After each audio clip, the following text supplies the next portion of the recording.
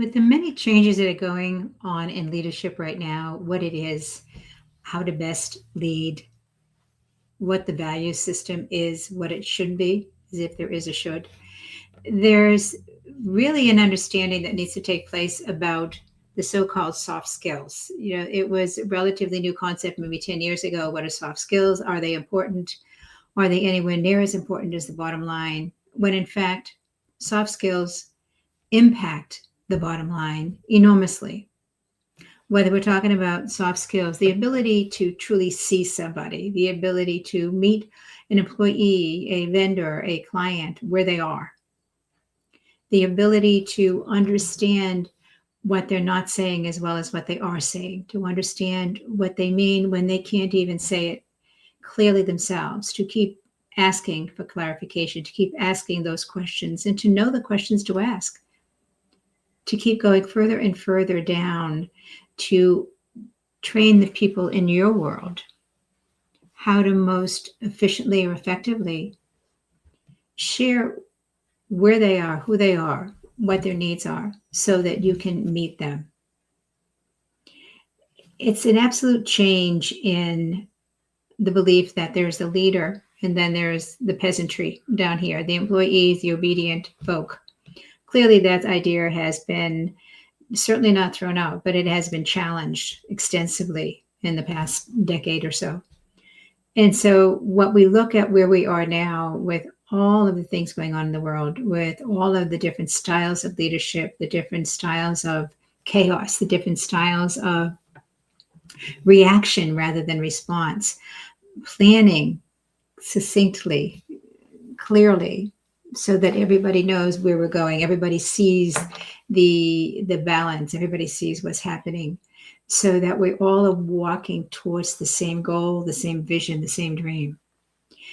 It's become much more of a necessity to have a vision that others can see, to have a vision that others can understand, so that together, the leader, the one who is leading, the charismatic one who has shared the vision, who shared their dream, or the dream of the company, with all of those that are helping to work towards achieving it. That ability, not that need, that one more responsibility, but the joy, the gift of being able to have such a clear vision for what you want for yourself or for your company, to have it so clear that you can share it with all of those who are helping you get there, really allows it to become our dream, our vision, our hope, our actions towards this success for everybody involved. Is that a soft skill? Theoretically.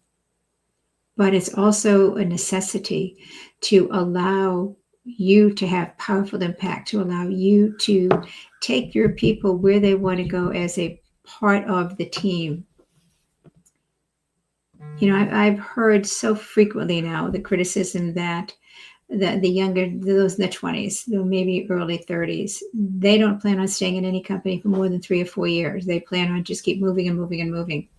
I would say to you, that's true if they don't feel that they have a vested interest in it. That's true if they don't feel it is calling them to be challenged, to grow, if it's calling them to continue to become more of who they are, better at what they do and more of who they are, not just in the workplace, but period, as a human being. When they work as part of a team, the loyalty is amazing. When they feel an important, an integral part of the team, there's a very different level of commitment.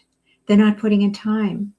They're invested in the relationship. They're invested in the dream. They're invested in where you're going. So the soft skills that are needed to make that happen, the soft skills that are the most powerful way of having a really powerful impact, is simply and easily expressed. It's really seeing the people you work with. Again, whether it's clients, vendors, employees, 1099s, whatever it is, the size of your company, whatever it is, the impact you're having, could be the C-suite. Are all of you invested in the same vision? Are all of you aware of the same vision?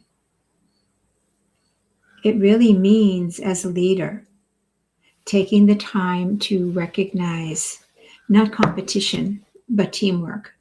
to recognize not fear that somebody else wants to take your position, but a comfort in that you have the ability to work as a team, to be such a solid team player. And if it isn't your skill, bring somebody in with you who is really good at team development and work in alignment with them, work in partnership with them, so that your vision and your dream is there to bring people along with you.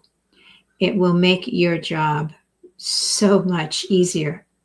And it will also allow you to be so much more at home in your own skin as you're walking towards that vision, rather than feel as if every day is a challenge, every day is a fight, every day is calling you to go into will, calling you to go into force, calling you to go into obligation and responsibility, which feels so dramatically different than going into that place that says, I get to do this. I have to do this, and I get to do this, is a very different energy.